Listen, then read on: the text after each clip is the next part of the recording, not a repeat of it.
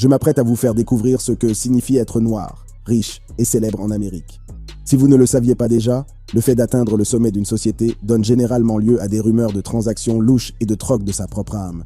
Dans le hip-hop d'aujourd'hui, très peu d'artistes ont plus de succès que le club milliardaire Jay-Z et Puff Daddy, et il est donc logique qu'ils aient au moins une ou deux affaires louches. Mais si je vous disais que c'est encore pire, si je vous disais que cela implique même quelque chose comme des rituels secrets sur l'île de Jeffrey Epstein. Jay-Z et Diddy font-ils partie des Illuminati? Pour comprendre pourquoi il pourrait y avoir un lien entre Epstein, Hov et Diddy, il faut connaître l'ordre secret de la société dont on parle à voix basse dans l'ombre depuis des siècles. Il s'agit des Illuminati. Au milieu des années 1990, une série d'événements et de collaborations au sein de la communauté rap ont ouvert la voie à la montée des références aux Illuminati dans le hip-hop. Tout a commencé par un remix de I Shot Ya de LL Cool G avec Keith Murray, Tupac et une jeune Foxy Brown. Mais c'est Prodigy, du groupe Mobb Deep, qui a lancé la phrase désormais célèbre qui allait changer à jamais le paysage du hip-hop. Les Illuminati veulent mon esprit, mon âme et mon corps. La mention des Illuminati par Prodigy est la première référence importante à la société secrète dans une chanson de rap. Cette phrase, nichée dans un réseau complexe de beefs et de collaborations, a déclenché une nouvelle vague d'intérêt et de spéculation autour des Illuminati dans le hip-hop. C'est le début d'une toute nouvelle école de pensée dans le genre, une école aussi intelligente et informée que suspicieuse et paranoïaque. À la même époque, d'autres artistes ont commencé à faire référence aux Illuminati dans leur musique. CeeLo Green, dans sa chanson Cell Therapy, affirme « Trace du nouvel ordre mondial, le temps se raccourcit si nous ne nous préparons pas, les gens, ce sera un massacre. » Ces paroles ont alimenté la fascination croissante pour la théorie de la conspiration des Illuminati dans le hip-hop. Au fil des ans, les mentions des Illuminati dans la musique rap n'ont cessé de se multiplier. Jay-Z, l'un des artistes les plus populaires et les plus influents du genre, a samplé la phrase de Prodigy « I Shot Ya » pour son morceau « Devils » sur son premier album « Reasonable Doubt ». Cela a déclenché des rumeurs persistantes selon lesquelles Jay-Z lui-même était associé aux Illuminati. Certains pensant que son succès dans l'industrie musicale était dû à son affiliation à la société secrète. Le Wu-Tang Clan, connu pour ses prouesses lyriques et son caractère énigmatique, a également contribué à l'essor des références aux Illuminati dans le hip-hop. U-God, un membre du groupe, a encouragé les auditeurs à se ressaisir avant que les putains d'Illuminati ne frappent dans leur chanson Impossible. Ces paroles ont renforcé le lien entre les Illuminati et la communauté rap. La ferveur entourant les Illuminati dans le hip-hop s'est calmée pendant un certain temps. Mais elle a refait surface en 2008, lorsque Prodigy a publié une lettre ouverte dans le magazine URB depuis sa prison, alléguant que son vieux rival Jay-Z encourageait le style de vie de la bête. Cette publication a relancé le débat et ramené la théorie des Illuminati sous les feux de la rampe. Aujourd'hui, la théorie des Illuminati reste plus que jamais d'actualité dans la culture hip-hop. Des artistes tels que Jay-Z, Beyoncé, Eminem, Lady Gaga et Kanye West, entre autres, ont été accusés d'être des marionnettes de ce mystérieux réseau de figures de proue sans visage. Le succès continu de ces artistes a souvent été attribué à leur affiliation présumée aux Illuminati. L'essor de la théorie des Illuminati dans le hip-hop s'est également propagé à la culture populaire. Des livres, des podcasts et des blogs examinant l'utilisation des médias et des divertissements par les Illuminati pour mener à bien leurs programmes ont proliféré. D'innombrables vidéos YouTube, vues des millions de fois, dissèquent le symbolisme et les liens supposés entre les artistes et la société secrète. Les Illuminati font systématiquement partie de la conversation lorsqu'une célébrité, telle que Whitney Houston ou Prince, décède prématurément.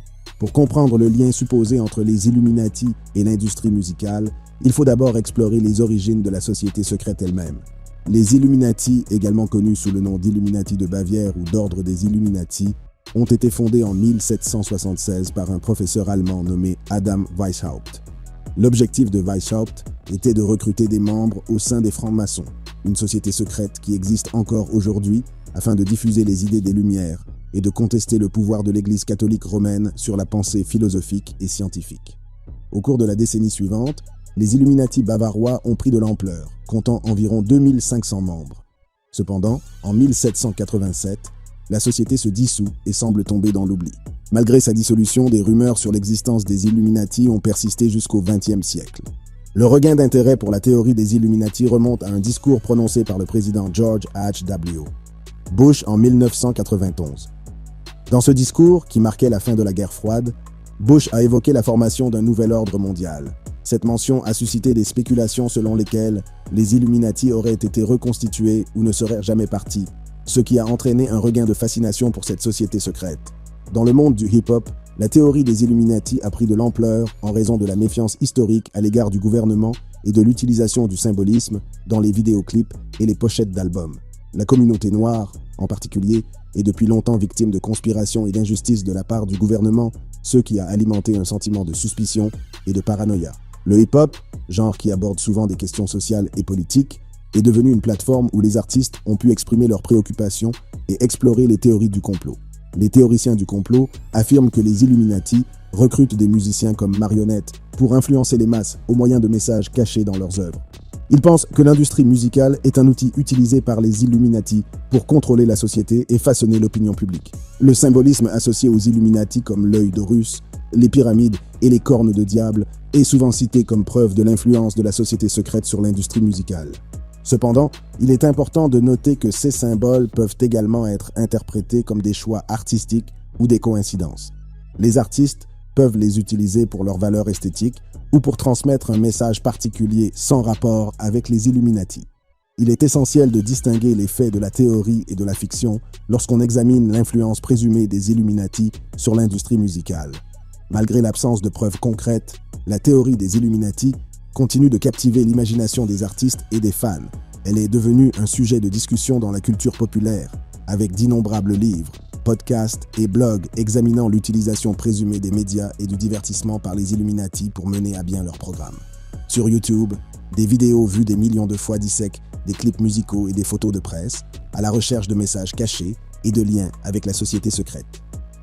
L'un des principaux aspects de la théorie des Illuminati est l'utilisation présumée de symboles dans les vidéos musicales et les photos de presse par des artistes associés à la société secrète. Ces symboles sont considérés comme des messages cachés qui traduisent l'influence et le programme des Illuminati. Si certains affirment que ces symboles sont de simples coïncidences ou des choix artistiques, les théoriciens de la conspiration les interprètent comme des preuves de la présence des Illuminati dans l'industrie musicale. L'un des symboles les plus souvent cités associés aux Illuminati est l'œil d'Horus, également connu sous le nom d'œil omniscient. Ce symbole, souvent représenté par un œil dans un triangle, est censé représenter la surveillance et le contrôle de la société par les Illuminati. Il figure en bonne place dans les clips musicaux, les pochettes d'albums et les décors de scène. Des artistes tels que Katy Perry, Jay-Z et Beyoncé ont intégré l'œil d'Horus dans leurs visuels, ce qui a donné lieu à des spéculations sur leur affiliation présumée à la société secrète. La pyramide est un autre symbole fréquemment associé aux Illuminati. En guématrie, un ancien code lié au judaïsme, la pyramide représente le royaume des esprits. Des artistes comme Jay-Z ont été photographiés en train de faire un geste connu sous le nom de signe du roc, qui forme un diamant avec les mains. Les théoriciens du complot interprètent ce geste comme une référence à la pyramide et pensent qu'il signifie l'allégeance de l'artiste aux Illuminati. Le nombre 666, souvent appelé le nombre de la bête, est un autre symbole que les conspirationnistes associent aux Illuminati. Le symbole hockey de la main, où le pouce et l'index forment un cercle, représenterait le nombre 666. Des artistes comme Beyoncé ont été photographiés en train de faire ce geste, ce qui a donné lieu à des spéculations sur leur implication dans la société secrète. Les cornes du diable, un geste de la main où l'index et l'auriculaire sont étendus, tandis que les autres doigts sont serrés, ont également été associés aux Illuminati. Ce symbole a été utilisé par des artistes comme Eminem, ce qui a donné lieu à des théories sur leurs liens supposés avec la société secrète. Peut-être que les Illuminati n'impliquent pas tout ce culte du diable dont nous avons parlé. Mais ce que nous savons des sociétés secrètes de l'échelon supérieur, c'est qu'il se passe des choses sombres dans leurs réunions. Un échelon supérieur sur lequel Diddy et Jay-Z sont fortement influencés et impliqués. Et l'une de ces choses vraiment sombres a été découverte sur l'île d'Epstein. L'île d'Epstein, Little St. James Island, une petite retraite privée de 75 acres nichée dans les eaux bleu vif des îles Vierges américaines. Cette île pittoresque, avec ses récifs coralliens frangés et sa végétation luxuriante, semblait être un paradis tropical. Mais derrière cette façade idyllique se cache une réalité sombre et sinistre. Située au large de la pointe sud-est de Saint-Thomas, l'une des 3 îles principales de l'archipel des Caraïbes, Little St. James a attiré l'attention du monde entier. Son propriétaire, le célèbre milliardaire et abuseur sexuel Jeffrey Epstein, aimait l'appeler Little St. Jeff, mais les habitants de la région lui donnaient un autre nom, l'île des pédophiles. L'île possède des criques abritées, des bosquets, des crêtes spectaculaires balayées par le vent et des falaises escarpées. C'était un paradis apparemment préservé du monde extérieur. Mais sous cet aspect serein se cachaient les sombres secrets d'Epstein. Epstein a acheté Little St. James en 1998 à Arch Common, un investisseur en capital risque, par l'intermédiaire d'une société écran, pour un montant d'un peu moins de 8 millions de dollars. Il n'a pas perdu de temps pour transformer l'île selon ses désirs. La végétation indigène a été rasée pour laisser place à d'imposants palmiers de 15 mètres de haut. À partir de 2007, Epstein s'est lancé dans un vaste projet de construction et de rénovation qui a suscité la méfiance des autorités locales. Son complexe principal a presque doublé de taille, devenant un manoir cossu aux équipements luxueux. Des photos satellites révèlent un réseau tentaculaire de terrasses, de cottages, de maisons de plage, de piscines, de quais et même d'un héliport. À l'autre bout de l'île, la maison d'Epstein se dresse dans une structure particulière, souvent appelée le Temple. Entouré d'une terrasse ornée d'un labyrinthe rouge, ce bâtiment a fait l'objet d'intenses spéculations. Les théories vont de l'entrée d'un repère souterrain à un site d'abus sexuels rituels. Cependant, les enquêtes suggèrent qu'il s'agissait probablement d'un bureau privé et d'une salle de musique pour Epstein. La beauté de l'île était encore accentuée par un énorme cadran solaire en son centre, assez grand pour qu'on puisse s'y promener, et 2 grands drapeaux américains postés aux extrémités opposées. Mais dans les coulisses, un monde sinistre d'exploitation et d'abus se mettait en place. L'île de Little St. James n'était pas seulement une retraite privée pour Jeffrey Epstein, mais aussi un terrain de jeu pour les riches et les puissants. Les invités de l'île venaient du monde entier et des rangs les plus élevés de la société, y compris des célébrités, des scientifiques et même des membres de familles royales. Ils atterrissaient en jet privé à l'aéroport Cyril E. King de Saint-Thomas, puis montaient à bord de l'un des hélicoptères noirs d'Epstein pour se rendre sur l'île. Parmi les célébrités qu'Epstein aurait accueillies, citons le physicien Stephen Hawking, le lauréat du prix Nobel Lawrence Krauss, le comédien Chris Tucker, l'acteur Kevin Spacey, le magnat de Victoria's Secret Lee Wexner, le mannequin Naomi Campbell, l'ancien collaborateur de Tony Blair Lord Peter Mandelson et même le prince Andrew du Royaume-Uni. Epstein n'a pas lésiné sur les moyens pour offrir à ses invités une vie de luxe sur l'île. Le vaste complexe comprenait des logements somptueux, des salles à manger exquises et des installations ultramodernes. Les invités d'Epstein étaient traités comme des membres de la famille royale et bénéficiaient des équipements et des services les plus raffinés. Little St. James disposait d'un personnel dévoué d'environ 70 personnes, allant des jardiniers aux capitaines de bateaux en passant par les blanchisseuses. Ces employés étaient tenus au secret et portaient des polos noirs ou blancs en guise d'uniforme. Ils ont pour consigne de ne pas être vus d'Epstein dans l'exercice de leurs fonctions et n'ont pas le droit d'entrer dans ses bureaux privés. La vie sur l'île ressemble à une fête sans fin. Les invités d'Epstein s'adonnent à diverses activités récréatives, notamment la baignade dans les eaux cristallines, les bains de soleil sur les plages immaculées et l'utilisation des installations de l'île. L'amour d'Epstein pour les trésors de pirates l'amène à payer généreusement son personnel pour des trouvailles intéressantes, telles que de vieilles bouteilles de rhum et de la vaisselle. Epstein se donnait beaucoup de mal pour divertir ses invités, organisant souvent des expériences uniques. Il a même modifié un sous-marin pour faire visiter les fonds marins au professeur Stephen Hawking, qui n'avait jamais été sous l'eau auparavant. Le Little St. James devint un hôtel 5 étoiles où personne ne payait, un terrain de jeu pour les riches et les puissants. Le prince Andrew, l'un des invités les plus en vue d'Epstein, était connu pour ses visites sur l'île. Malgré les accusations portées contre lui, il a décrit ses expériences sur l'île comme très amusantes et très peu exigeantes. Toutefois, ces visites sont devenues par la suite une source de controverses et de batailles juridiques. Alors que l'île de Little St. James semblait être un paradis isolé, des murmures et des soupçons concernant les activités de Jeffrey Epstein ont commencé à circuler parmi les habitants et les employés de Saint-Thomas. Les sombres secrets de l'île n'étaient pas entièrement cachés à ceux qui vivaient et travaillaient à proximité. Les habitants qualifient les jets privés d'Epstein de Lolita Express, faisant allusion aux activités illicites qui ont pu avoir lieu sur l'île. Lorsque des plongeurs s'aventurèrent près de l'île, des agents de sécurité apparaissaient et patrouillaient au bord de l'eau. Le personnel de l'aéroport de Saint-Thomas a eu un aperçu du monde d'Epstein. Ils l'ont vu arriver en hélicoptère, se tenir sur le tarmac à la vue de tous et monter à bord de son jet privé en compagnie de jeunes filles, des enfants de sexe féminin. Ces observations choquantes les ont amenés à se demander comment Epstein pouvait être autorisé à côtoyer des enfants sans intervention. D'anciens employés de l'île d'Epstein ont également commencé à se méfier des activités qui s'y déroulaient. Ils ont décrit la présence de jeunes filles qui semblaient être au lycée et qui portaient souvent des sweatshirts d'étudiants pour se camoufler.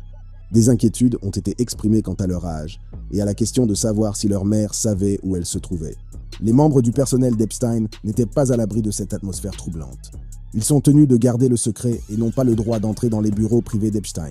Certains employés doivent même refuser les demandes d'Epstein de faire entrer clandestinement des femmes sans enregistrer leur nom et numéro de passeport auprès du gouvernement de Saint-Thomas.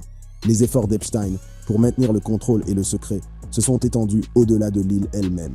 Il a fait signer à ses employés des accords de confidentialité, les empêchant de parler aux forces de l'ordre. Ces mesures, combinées à sa richesse et à son influence, ont empêché les autorités de recueillir des preuves et de prendre des mesures. Les allégations contre Jeffrey Epstein et son entreprise criminelle ont commencé à faire surface, conduisant à des actions en justice et à la révélation d'une vérité choquante. La petite île Saint-Jacques n'était qu'un élément d'un réseau mondial d'exploitation et d'abus. Virginia Roberts Giuffre, l'une des accusatrices du prince Andrew, a intenté une action en justice exposant le système de manipulation qui fonctionnait sur l'île de Little St. James. Les recruteurs travaillant pour Epstein ciblaient les jeunes femmes, jouant sur leurs espoirs et leurs craintes et les soumettant à la servitude sexuelle. Madame Giuffre affirme que le prince Andrew a abusé sexuellement d'elle sur l'île alors qu'elle n'avait que 17 ans. Le bureau du procureur général des îles Vierges a également fait des déclarations similaires, affirmant qu'Epstein transportait des filles mineures et des jeunes femmes à Little St. James, où elles étaient soumises à des actes sexuels et contraintes à des activités sexuelles, commerciales et au travail forcé. Epstein s'est associé à de nombreuses personnes et entreprises désireuses de participer à ces activités criminelles et de les dissimuler. Les victimes des abus d'Epstein étaient piégées sur l'île, Epstein contrôlant toutes les communications avec le monde extérieur. Les tentatives d'évasion se heurtaient à la capture et aux menaces. L'île servait de prison, permettant à Epstein de poursuivre ses actes odieux sans être repéré. En janvier 2024, les documents d'un procès intenté par Giuffre contre Ghislaine Maxwell devraient être dévoilés, ce qui pourrait permettre d'exposer jusqu'à 200 associés d'Epstein. Ces documents permettront d'en savoir plus sur l'ampleur de l'entreprise criminelle et sur les personnalités impliquées. Le règne de terreur d'Epstein a pris fin lorsqu'il a été arrêté et accusé de trafic sexuel. Cependant, sa mort en prison, considérée comme un suicide, a laissé de nombreuses questions sans réponse et a alimenté les théories du complot. L'enquête sur son entreprise criminelle se poursuit, les autorités cherchant à faire en sorte que toutes les personnes impliquées répondent de leurs actes. À la suite de l'arrestation d'Epstein, des actions en justice ont été engagées. Les îles Vierges américaines ont intenté une action en justice contre JP Morgan Chase, alléguant la complicité de la banque dans l'aide apportée à Epstein pour le trafic de femmes et de jeunes filles vulnérables. L'affaire s'est soldée par un règlement, la banque acceptant de verser des millions à des associations caritatives des îles Vierges et à des organisations de lutte contre la traite des êtres humains. Mais une question reste sans réponse. Une question qui, si nous l'examinons, peut nous donner un aperçu des choses sales qui se passent parmi les élites de la société et dans l'industrie de la musique. Cette question est la suivante. Comment Epstein est-il devenu si puissant? Je veux dire, nous allons parler de certaines choses sombres qui auraient été faites par Diddy et les similitudes sont frappantes. Mais vous devez vous demander, comment ont-ils pu s'en tirer avec ces types de rituels malades pendant si longtemps? Le pouvoir d'Epstein. L'histoire de Jeffrey Epstein commence à Brooklyn, dans l'État de New York, où il est né d'une femme au foyer et d'un jardinier du service des parcs de la ville de New York. Il grandit dans un foyer modeste et ne laisse rien présager de l'immense richesse et du pouvoir qu'il acquérera plus tard. Après avoir abandonné l'université dans les années 1970, Epstein s'est retrouvé à la prestigieuse Dalton School de Manhattan, où il a brièvement travaillé en tant qu'enseignant. Cependant, son séjour à Dalton a été écourté en raison de ses mauvais résultats, et il s'est rapidement engagé dans une nouvelle voie qui l'a mené à une richesse inimaginable. Epstein entre dans le monde de la finance en rejoignant la banque d'investissement Bear Stearns. C'est là qu'il commence à se faire un nom, gravissant rapidement les échelons et devenant associé en 4 ans seulement. Son succès chez Bear Stearns attire l'attention de nombreuses personnes et la réputation d'Epstein en tant que magicien de la finance commence à prendre forme. Mais ce sont ses liens avec Leslie Wexner, le fondateur milliardaire de L Brands et de la société mère de Victoria's Secret, qui vont véritablement propulser Epstein dans le monde de l'extrême richesse. Dans les années 1980, Epstein et Wexner se sont croisés et ont noué une amitié qui allait avoir des répercussions considérables. Wexner devient le seul client connu d'Epstein et lui confie la gestion de son vaste empire financier. Grâce au soutien de Wexner, la fortune d'Epstein croît de façon exponentielle, ce qui lui permet d'acquérir de nombreuses demeures, des jets privés et même une île privée dans les Caraïbes. L'une des propriétés les plus remarquables d'Epstein était un vaste manoir à Manhattan, qu'il avait acquis auprès de Wexner pour une somme non divulguée. L'association d'Epstein avec Wexner ne lui a pas seulement apporté des ressources financières, mais lui a également ouvert les portes d'un monde de relations puissantes. L'influence et la position sociale de Wexner permettent à Epstein d'entrer en contact avec un réseau de personnes influentes, notamment des politiciens, des scientifiques, des universitaires et des célébrités. Epstein prenait plaisir à organiser des événements sociaux où il se mêlait à ses amis célèbres, les régalant de ses idées et de ses projets grandioses. Il convient de noter que les relations d'Epstein dépassent le cadre de la finance et des affaires. Son association avec Leslie Wexner, figure éminente de l'industrie de la mode, lui permet de côtoyer des mannequins et d'autres personnalités du monde de la mode. Cela renforce l'attrait et le caractère mystique d'Epstein, qui cultive l'image d'un homme ayant accès aux cercles les plus exclusifs. La nature exacte de la relation entre Epstein et Wexner reste un sujet de spéculation. Bien que Wexner ait publiquement pris ses distances avec Epstein ces dernières années, leur association passée soulève des questions quant à l'étendue de leur implication et à la source de la richesse d'Epstein. Certains ont même suggéré qu'Epstein aurait détourné des fonds de Wexner, une accusation que Wexner lui-même a formulée. Mais la source de l'immense richesse de Jeffrey Epstein reste un sujet de spéculation et d'intrigue intense. En l'absence de preuves évidentes qu'il a effectivement géré de l'argent à Wall Street, les théories abondent sur la manière dont Epstein a acquis sa fortune. Examinons quelques-unes des théories les plus importantes concernant la richesse d'Epstein. L'une d'entre elles suggère qu'Epstein aurait été à la tête d'une pyramide de Ponzi, une opération d'investissement frauduleuse dans laquelle les rendements des premiers investisseurs sont payés avec les fonds des investisseurs ultérieurs. Cela expliquerait comment Epstein a pu amasser une telle fortune sans aucune preuve visible d'activité financière légitime. Toutefois, aucune preuve concrète n'a encore été apportée à l'appui de cette théorie. Une autre possibilité est qu'Epstein se soit livré au blanchiment d'argent, un processus qui consiste à faire passer pour légitime de l'argent obtenu illégalement. Le blanchiment d'argent implique généralement des transactions financières complexes qui masquent l'origine réelle des fonds. Étant donné les liens d'Epstein avec des personnes puissantes et son accès à des comptes offshore, certains pensent qu'il a pu utiliser des techniques de blanchiment d'argent pour dissimuler les sources illicites de sa richesse. La théorie la plus choquante concernant la richesse d'Epstein est sans doute la possibilité qu'il ait mis en place un système de chantage sophistiqué. Selon cette théorie, Epstein recueillait des preuves compromettantes, telles que des photographies ou des vidéos de ses amis puissants se livrant à des activités illégales ou immorales, en particulier avec des mineurs. Grâce à ce moyen de pression, Epstein aurait pu contraindre ces personnes à investir de l'argent auprès de lui ou à lui fournir d'autres formes de soutien financier. Dans des documents relatifs à un procès intenté en 2015, Virginia Roberts Giuffre, l'une des accusatrices d'Epstein, a affirmé que ce dernier l'avait forcé à avoir des relations sexuelles avec des hommes, puis l'avait débriefé pour obtenir des informations potentiellement embarrassantes à des fins de chantage.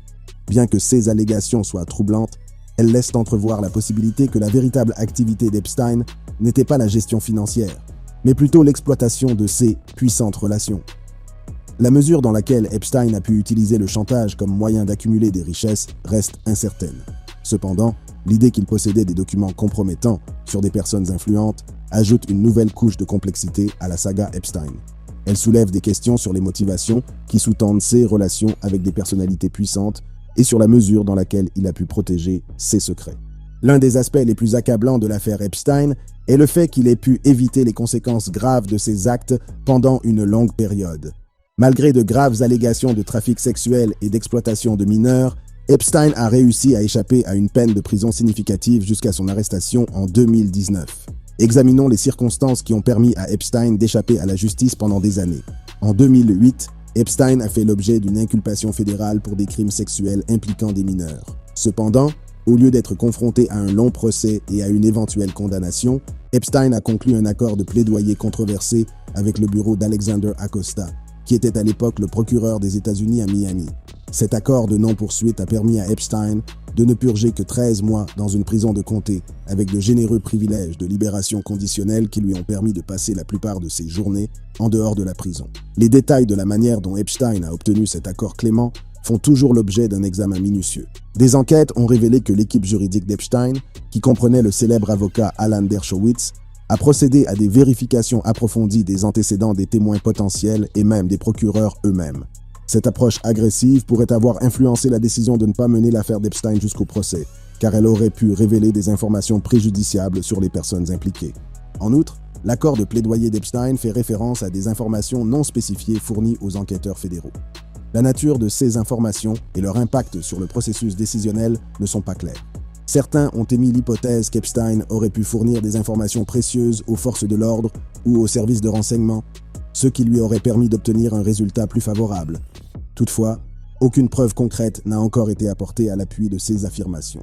Un ancien haut fonctionnaire de la Maison-Blanche a affirmé que le nom d'Epstein était apparu au cours du processus de sélection d'Alexander Acosta pour le poste de secrétaire au travail dans l'administration Trump. Selon le fonctionnaire, Acosta a déclaré qu'on lui avait dit de se retirer d'Epstein parce qu'il appartenait au service de renseignement. Le fait qu'Acosta ait ensuite signé l'accord de non-poursuite a soulevé des questions sur l'implication potentielle des services de renseignement dans l'affaire Epstein, bien que la nature exacte et l'étendue des liens d'Epstein avec les services de renseignement, s'il y en a eu, reste hypothétique. L'idée qu'il ait pu bénéficier d'un traitement spécial en raison de ses connaissances ou de son implication dans des activités de renseignement ajoute une nouvelle couche de complexité à l'affaire. Elle soulève des questions sur les motivations de l'accord de plaidoyer clément et sur l'influence potentielle d'entités puissantes dans la protection d'Epstein.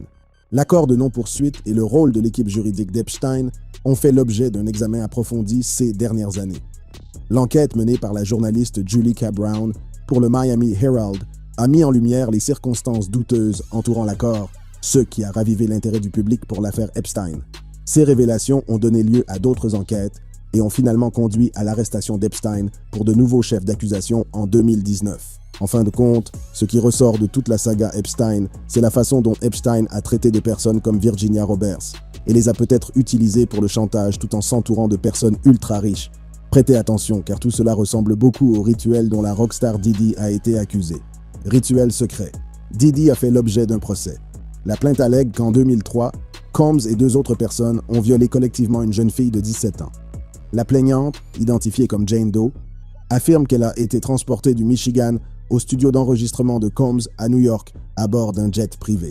Ce qui s'est passé pendant son séjour n'est rien de moins qu'horrifiant.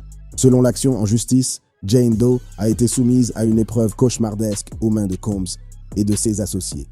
Elle affirme qu'elle a été abreuvée de grandes quantités de drogue et d'alcool, ce qui l'a rendue vulnérable et incapable de se défendre. Au fur et à mesure qu'elle perdait connaissance, elle se retrouvait piégée dans une réalité cauchemardesque. La plainte décrit ensuite les détails poignants de l'agression présumée. Jane Doe affirme que Combs l'a violée au-dessus du lavabo de la salle de bain alors qu'elle était dans un état de semi-conscience. La violation de son corps et de sa confiance était inimaginable. Mais l'horreur ne s'arrête pas là. Il est choquant de constater que, selon le procès, M. Combs a ensuite regardé un 3e homme se joindre à l'agression, infligeant à l'inconnu un traumatisme supplémentaire.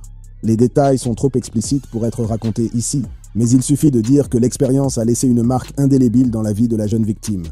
L'action en justice affirme en outre que l'incident faisait partie d'un vaste projet de trafic sexuel, Jane Doe ayant été transportée en jet privé jusqu'à New York dans le seul but d'être exploitée. La plainte affirme que Combs et ses associés ont orchestré cet acte odieux, s'attaquant à une adolescente vulnérable du lycée. L'impact émotionnel et psychologique d'un tel événement traumatisant ne peut être surestimé. Jane Doe a souffert d'une détresse émotionnelle importante et d'un sentiment de honte qui la hante depuis 20 ans. Les cicatrices laissées par cette horrible expérience ont affecté ses relations personnelles et sa capacité à faire confiance. Il est important de noter qu'il s'agit d'allégations faites dans le cadre d'une action en justice et que la vérité sera déterminée par la procédure judiciaire. M. Combs a nié avec véhémence les accusations et clame son innocence. Toutefois, ce n'est pas la première fois qu'il est confronté à des allégations aussi graves. Le mois dernier, une autre plainte a été déposée par Cassandra Ventura, connue sous le nom de Cassie, qui accuse Combs de viol et d'abus physiques sur une période de 10 ans. Les allégations de plus en plus nombreuses à l'encontre de Combs ont soulevé de sérieuses inquiétudes quant à son comportement et à ses actions. Selon le procès, Cassie Ventura affirme que Combs l'a violée à plusieurs reprises et l'a soumise à des violences physiques tout au long de leur relation. Les détails des abus présumés sont profondément troublants. Madame Ventura affirmant que M. Combs exerçait un contrôle sur elle par la peur et l'intimidation. L'action en justice décrit un schéma de violence, Combs ayant agressé Ventura physiquement et sexuellement à de nombreuses reprises. On ne saurait trop insister sur les conséquences émotionnelles d'un tel abus, car Madame Ventura a enduré des années de traumatisme et de souffrance en silence. L'action en justice allègue également que Combs a utilisé son pouvoir et son influence pour garder le contrôle sur Ventura en l'isolant de ses amis et de sa famille et en manipulant sa carrière. Madame Ventura affirme qu'elle vivait dans une peur constante, incertaine de ce que Combs pourrait faire ensuite. Les allégations de Madame Ventura sont profondément troublantes et mettent en lumière un aspect sombre de l'industrie musicale qui reste souvent caché. Il faut un immense courage aux survivants pour se manifester et partager leur histoire, et la décision de Madame Ventura de s'exprimer a donné à d'autres la force de faire de même. Combs a rapidement réglé le procès avec Ventura, tout en clamant son innocence. Cependant, les allégations de Jane Doe et de Ventura soulèvent de sérieuses questions sur le comportement et les actions de Combs. Les accusations de plus en plus nombreuses portées contre lui ne peuvent être ignorées. Combs a nié avec véhémence toutes les allégations portées contre lui, clamant son innocence face à des accusations de plus en plus nombreuses. Dans une déclaration publiée peu de temps après le dépôt des plaintes, Combs a déclaré « Je n'ai fait aucune des choses horribles qu'on me reproche. Je me battrai pour mon nom, ma famille et la vérité. » L'équipe juridique de Combs a travaillé sans relâche pour le défendre contre les allégations, cherchant à discréditer les affirmations des plaignants. Ils affirment que ces poursuites ne sont rien d'autre que des tentatives de ternir la réputation de Combs et de lui extorquer de l'argent. L'impact de ces allégations sur la carrière de Combs a été important. À la suite de ces poursuites, Combs a décidé de se retirer de la présidence de Revolt, la chaîne de télévision à thème musical qu'il a fondée en 2013. Cette décision a été perçue comme une réponse à la gravité des allégations et une reconnaissance de la nécessité d'une enquête approfondie. Les allégations ont également eu un effet d'entraînement sur les partenariats de marques et les entreprises de Combs. Plusieurs entreprises ont pris leur distance avec lui, suspendant ou mettant fin à leur collaboration. Les retombées de ces allégations ont soulevé des questions sur la viabilité à long terme des différentes entreprises de Combs. Tout cela commence à ressembler un peu trop à l'histoire d'un Epstein noir. Mais continuons à regarder la vidéo sur votre écran pour en savoir plus sur les côtés sombres de la haute société.